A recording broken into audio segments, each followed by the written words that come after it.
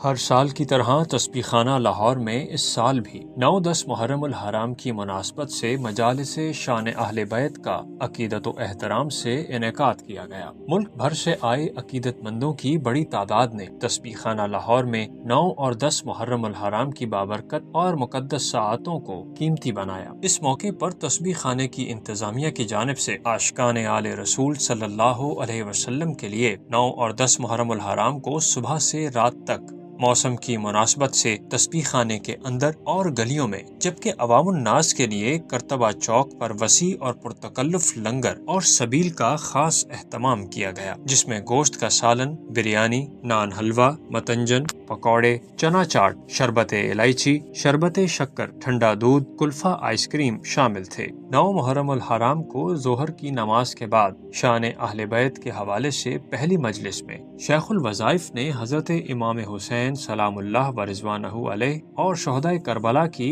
لازوال قربانی کے حقیقی فلسفے کو قرآن و سنت کی روشنی میں بیان فرمایا۔ سیدنا حسین کی زندگی اور واقعہ کربلا کی ساری زندگی میں ایک زندگی کا لفظ ہے آخری اور پہلا، وہ ہے کہ اللہ اور اس کے حبیب کی اتباع۔ پھر چاہے خون کی ندیاں بہ رہی ہیں، نماز کا وقت ہے تو نماز نہیں چھوڑا، سجدے کا وقت ہے تو سجدہ نہیں چھوڑا۔ سارے واقعہ کربلا کا جو نچوڑ میں نے لکھا ہے وہ یہ ہے، واقعہ کربلا نے مردوں نے حق اور صبر کا ساتھ نہیں چھوڑا، عورتوں نے حیا اور پردے کو نہیں چھوڑا۔ آئیں سنتے ہیں ان کی منقبت کہ یہ حضرات کتنے عظیم تھے۔ فنا کے دشت میں راہ بقا حسین سے ہے، گھٹن میں آج بھی تازہ ہوا حسین۔ شیخ الوظائف نے حضرت امام حسین سلام اللہ و رضوانہ علیہ اور یزید کی زندگی کے حوالے سے ایک سبق آموز واقعہ بیان کرتے ہوئے فرمایا، کوفہ میں ایک صاحب رہتے تھے اور وہ کہتے تھے میں حسینی ہوں، خواب لکھا ہے، اور ان کی زندگی میں بہت زیادہ رات کی محفلیں ہوتی تھیں جس میں پینا اور بہت کچھ اور ناچ اور بہت کچھ ہوتا تھا۔ موت کے بعد کسی نے اس سے پوچھا کیا بنا؟ کہا میرے حسین مجھے معاف نہیں کر رہے۔ میرا اللہ کہتا ہے حسین معاف کرے گا تو میں تجھے معاف کروں۔ تو نے ساری زندگی میں مجھے بدنام کیا، نام میرا لیتا تھا اور زندگی میرے دشمنوں کی گزارتا تھا۔ میرے اللہ نے کہا ان سے کہو جا کے جن کا نام لیتا تھا تجھے معاف کر دے، میں تجھے معاف کر دوں گا۔ جیسے بڑا کہتے ہیں نا اچھا ٹھیک ہے تو نے اس کا کیا تھا نا، اسے معافی نامہ لکھوا کے لیا، میں بھی معاف کر دیتا ہوں۔ دنیا کی بھی ریت روایتی ہیں، اللہ کہتا ہے اس کو معاف کر دے، میں تجھے معاف کر دوں گا۔ پہلی مجلس کے اختتام پر شیخ الوظائف نے حاضرین مجلس کو حضرت امام جعفر صادق سلام اللہ و رضوانہ علیہ کا بتایا ہوا 7 سلام کا مستند عمل کروایا اور دوران دعا یا سلاموں کا اجتماعی ذکر بھی کروایا۔ 9 محرم نماز مغرب کے بعد دوسری مجلس میں شیخ الوظائف نے اہل بیت سلام اللہ و رضوانہ علیہم اجمعین کی خدمت میں اعمال اور مال کا ہدیہ دینے کے حیرت انگیز فوائد و کمالات بیان فرمائے۔ غالباً 1997 کی بات ہے، ایک صاحب کئی سالوں کے بعد مجھے ملے، تو میں نے یہ تذکرہ آل رسول کے ساتھ دوستی لگانے کا، حضور کے گھرانے کے ساتھ دوستی لگانے کا یہ موضوع بیان کیا۔ غالباً مجھے یاد ہے آدھا پونا گھنٹہ میں نے اس موضوع پہ بات کی 1997 میں۔ وہ صاحب مجھے کراچی میں ملے کوئی 8-10 سال کے بعد، مجھ سے کہنے لگے آپ کے ذریعے سے تو میں اہل بیت کی زیارتیں کرتا ہوں، ان سے باتیں پوچھتا ہوں، ان سے حالات پوچھتا ہوں، ان سے ان کی زندگی کے تجربات پوچھتا ہوں، حتیٰ کہ میں بیمار ہو جاتا ہوں میری عیادت کو آتے ہیں، میں پریشان ہوں مجھے تسلیاں دیتے ہیں، اور کوئی کام مشکل ہو مجھے پہلے بتا دیتے ہیں کہ تیرا کام اتنے عرصے میں ہوگا، پریشان نہ ہونا، یہ ذریعہ بنے گا، یہ مشکل ٹلے گی، یہ پریشانی دور ہوگی، یہ ہوگا، لہذا تو پریشان نہ ہو۔ میں نے پوچھا کس وجہ سے؟ لگا آپ نے بتایا تھا کہ آل رسول کو، اصحاب رسول کو ہدیہ دو۔ کہنے لگے میں نے سب سے پہلا ہدیہ مال کا دیا، میں غریبوں، مسکینوں، فقیروں، ضرورت مندوں کی ضرورت پوری کرتا ہوں، ان کو میں نے مال کا ہدیہ دینا شروع کر دیا اور یہ نیت کی کہ اس کا ثواب حضور کے گھرانے کو پہنچے۔ کہنے لگا ایک تو میں نے یہ کر دیا، دوسرا کوئی پھل خریدتا تھا کہ ایسے گھر بھیج دیتا تھا جو پھل نہیں کھا سکتے تھے، کہتا تھا اس کا ثواب حضور کے گھرانے کو پہنچا۔ مجھے گنوانے لگا یہ چیز فلاں چیز فلاں چیز، اور ہر چیز کا میں نے ثواب حضور کے گھرانے کو دیا۔ حضور کے گھرانے سے دوستی کر کے دیکھیں تو صحیح۔ شیخ الوظائف نے مجلس کے شرکاء کو اہل بیت سلام اللہ و رضوانہ علیہم اجمعین کو اعمال کے ہدیے کی برکت کا اپنا ذاتی مشاہدہ بیان فرماتے ہوئے حضرت علی رضی اللہ تعالی عنہ اور حسنین کریمین سلام اللہ و رضوانہ علیہم اجمعین کی خواب میں زیارت کا اپنا روح پرور خواب سنایا۔ ایک واقعہ سنو، شیخ نے اپنے لکھا ہے کہ ایک قافلہ تھا، رات کو اس نے قیام کیا ایک جگہ، وہاں ایک قبر تھی اور تھی سخی کی قبر تھی، سخی کی قبر تھی۔ یہ فضائل حج فضائل صدقات میں شیخ الحدیث رحمت اللہ علیہ نے لکھا ہے، رات کو ایک بندے کے خواب میں آئے، کہنے لگے ایک قافلہ پردیشیوں کا آیا ہے تو میں اس کی دعوت کرنا چاہتا ہوں۔ میری یعنی اس کی وضاحت میں عرض کروں کہ میری سابقہ زندگی میں جب میں دنیا میں تھا میرے ہاں کوئی آتا اور بغیر کھائے پیے جاتا، آج یہ قافلہ میرے پاس آیا ہے، میں اس کی دعوت کرنا چاہتا ہوں، تو ایسا کر اپنا یہ اونٹ مجھے دے دے، ذبح کر دے، اس سے بہتر اعلیٰ لاجواب اونٹ تجھے میں دے دوں گا۔ اب یہ خواب میں بات چیت ہو رہی ہے، یہ سویا ہوا ہے اونٹ کا مالک، اور اس نے کہا ٹھیک ہے۔ اس نے اونٹ کو باندھا، پکڑا، اس کو چھری پھیر دی۔ خواب کی میں آنکھ کھولی تو دیکھا تو اونٹ کی چھری پھری ہوئی تھی، بھاگ کے ذبح کیا۔ اب اٹھے لوگ فوراً کیا ہوا؟ تو اونٹ تو ذبح پڑا تھا۔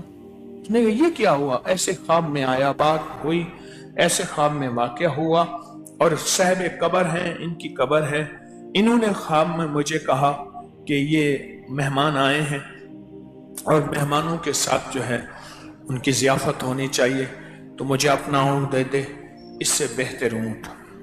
عقل والوں نے تو اس کو سمجھا نہیں، عقل والوں نے تو کیا اعتراض، عشق والوں نے کہا کہ سچ ہے۔ اونٹ کو ذبح کیا، قافلے والوں نے پکایا کھایا کر کے، اب تھوڑا سا ہی ابھی چلے تھے تو ایک صاحب آواز دیتے ہوئے آیا، فلاں ابن فلاں کہاں ہیں؟ فلاں فلاں کا بیٹا۔ انہوں نے کہا میں ہوں۔ انہوں نے کہا میرے والد صاحب نے یہ اونٹ بھیجا ہے، خواب آئے ہیں والد صاحب کو، اور میرے والد صاحب نے فرمایا فلاں بندہ ہے، اس نے مجھے اپنا اونٹ دیا ہے، اور اونٹ کے بدلے اس کو یہ بہترین اونٹ دیتے ہیں۔ 9 محرم کی دوسری نشست کے آخر میں شیخ الوظائف نے مجمع کو انفرادی طور پر درود پاک، سورہ اخلاص سمیت دیگر اعمال اہل بیت سلام اللہ و رضوانہم علیہم اجمعین کو زیادہ سے زیادہ ہدیہ کرنے کی تلقین فرمائی۔ 10 محرم نماز فجر کے بعد شیخ الوظائف نے ملک بھر سے آئے تمام عقیدت مندوں کو انفرادی طور پر اسم اعظم کا خاص دم کیا۔ تیز طوفانی بارش کے باوجود مرد و خواتین کے حوصلے بلند رہے۔ عاشقان اہل بیت نے اسم اعظم کے دم اور آخری مجلس سمیت بڑی اختتامی دعا تک تسبیح خانے میں ہی قیام کیا۔ اسم اعظم کے دم کے بعد شیخ الوظائف نے آخری مجلس کے آغاز میں اہل بیت سلام اللہ و رضوانہ علیہم اجمعین کی عظمت کے فضائل اور مناقب بیان فرمائے۔ ابن عباس فرماتے ہیں رسول اللہ صلی اللہ علیہ وسلم کی مجلس میں حضرت ابو بکر بیٹھنے کی خاص جگہ تھی، وہاں وہ صرف حضور ابو بکر ہی بیٹھتے تھے، وہ صرف حضرت عباس کے لیے اٹھا کرتے تھے۔ حضرت عباس کے اس اکرام سے حضور کو خوشی ہوتی تھی۔ حضور کے چچا جب مجلس میں آتے تو صدیق اکبر رضی اللہ تعالی اپنی جگہ سے اٹھتے ان کے احترام کے لیے، تو حضور کو اس احترام میں خوشی ہوئی۔ ایک دن حضرت عباس سامنے سے آئے، حضرت ابو بکر اپنی جگہ سے ہٹ گئے، حضور نے ان سے فرمایا تمہیں کیا ہوا؟ انہوں نے کہا یا رسول اللہ آپ کے چچا سامنے سے آ رہے ہیں۔ حضور نے فرمایا، حضور نے حضرت عباس کی طرف دیکھا اور مسکراتے ہوئے فرمایا، حضرت ابو بکر کی طرف متوجہ ہو کے، یہ عباس سامنے سے آ رہے ہیں، انہوں نے سفید کپڑے پہنے ہوئے ہیں، ان کی سفید کپڑے پہنے ہوئے ہیں۔ اللہ اکبر، اللہ اکبر۔ حضرت عباس پہنچ گئے، انہوں نے کہا یا رسول اللہ آپ نے ابو بکر کو کچھ فرمایا؟ فرمایا ہاں میں نے ان کو خیر کی بات کہی ہے۔ حضرت عباس فرمانے لگے میرے ماں باپ آپ پر قربان ہوں، آپ آرام سکوت فرمائیں، آپ بیٹھیں، اور آپ ہمیشہ خیر کی بات ہی کریں گے۔ دوران مجلس شیخ الوظائف نے 10 محرم کی ہزاروں سالہ پرانی تاریخ کا پس منظر بیان فرمایا۔ 10 محرم کا دن بہت عظیم ہے۔ اسی دن آسمان بنا، اسی دن زمین بنی 10 محرم کو، اسی دن لوح و قلم بنے، اسی دن سورج بنا، اسی دن چاند بنا، اسی دن ستارے بنے، اور اسی دن جنت بنی۔ اسی دن آدم علیہ السلام پیدا ہوئے اور اسی دن ان کی توبہ قبول ہوئی۔ اسی دن حضرت ادریس علیہ السلام کو آسمانوں پہ اٹھایا گیا۔ اسی دن نوح علیہ السلام کی کشتی سیلاب سے محفوظ ہوئی۔ اسی دن ابراہیم علیہ السلام کو اللہ نے اپنا دوست خلیل بنایا، اور اسی دن اللہ نے ان پہ آگ کو ٹھنڈا کیا، گلے گلزار بنایا۔ اسی دن اسماعیل علیہ السلام کی پیدائش ہوئی۔ اسی دن 10 محرم کو یوسف علیہ السلام کو قید سے رہائی نصیب ہوئی، اور اسی 10 محرم کو مصر کی حکومت ملی۔ اسی دن یوسف اور حضرت یعقوب علیہ السلام آپس میں جدائی کے بعد ملے۔ اسی دن موسیٰ اور اس کی قوم بنی اسرائیل کو فرعون کے ظلم سے نجات ملی۔ اسی دن موسیٰ علیہ السلام پر تورات نازل ہوئی۔ اسی دن سلیمان علیہ السلام کو بادشاہت ملی۔ اسی دن ایوب علیہ السلام کو سخت بیماری سے شفا ملی۔ اسی دن 10 محرم کو یونس علیہ السلام 40 روز مچھلی کے پیٹ میں رہنے کے بعد زمین میں واپس آئے۔ اسی دن یونس علیہ السلام کی قوم کو توبہ قبول ہوئی اور ان کے اوپر سے عذاب ٹلا۔ اسی 10 محرم کو حضرت عیسیٰ علیہ السلام کی پیدائش ہوئی۔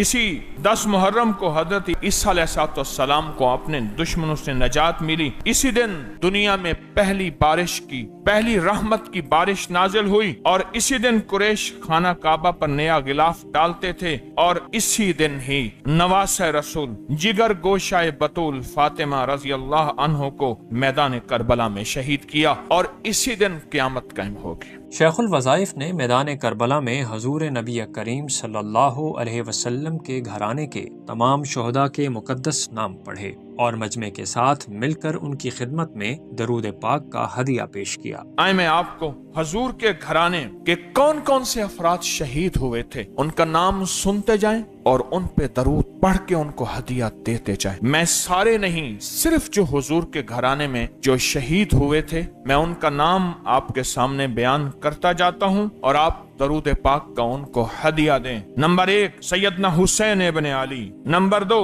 حضرت عباس ابن علی جن کو عباس علمدار کہتے ہیں، نمبر 3 عبداللہ ابن علی، علی کے بیٹے، نمبر 4 عثمان، علی کے بیٹے، نمبر 5 ابو بکر ابن علی، علی کے بیٹے، نمبر 6 محمد بن علی، درود پڑھ رہے ہیں، نمبر 7 عون ابن علی، عون، علی کے بیٹے، نمبر 8 قاسم بن حسن، امام حسن کے بیٹے، نمبر 9 عبداللہ بن حسن، نمبر 10 ابو بکر بن حسن، امام حسن کے بیٹے، ان کا نام ابو بکر، نمبر 11 علی بن حسین جو علی اکبر کے نام سے مشہور ہوئے، ان کا اصل نام علی بن حسین تھا، نمبر 12 عبداللہ بن حسین جو علی اصغر کے نام سے مشہور ہوئے، اللہم صلی علی محمد و آل محمد، عبداللہ بن حسین جو علی اصغر کے نام سے مشہور ہوئے، نمبر 13 جعفر بن عقیل، عقیل کے بیٹے، بنی ہاشم کے شہداء، اور نمبر 14 عبد الرحمن بن عقیل، عقیل کے بیٹے، نمبر 15 عبداللہ بن عقیل، نمبر 16 محمد بن ابی سعید بن عقیل، نمبر 17 عبداللہ بن مسلم بن عقیل، نمبر 18 محمد بن عبداللہ بن جعفر، اور نمبر 19 عون بن عبداللہ بن جعفر۔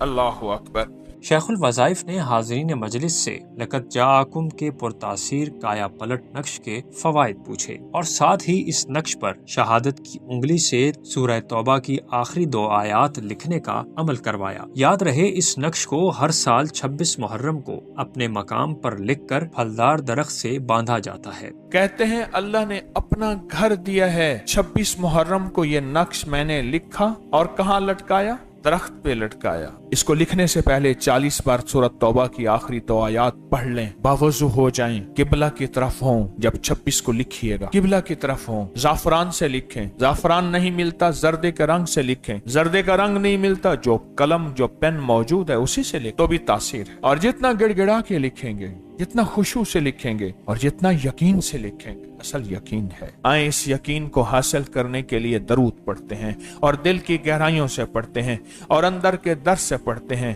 اور اتنا پڑھتے ہیں کہ نہ تھکیں، اتنا پڑھیں کہ نہ اکتائیں، इतना पढ़ें कि दिल और भर जाए और पढ़ने को दिल और करे।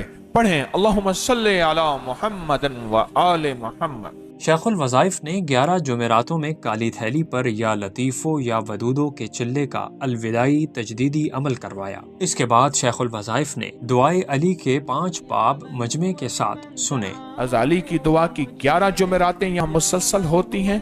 पिछली जुमेरात उसकी अलविदाई 11वीं जुमेरात थी।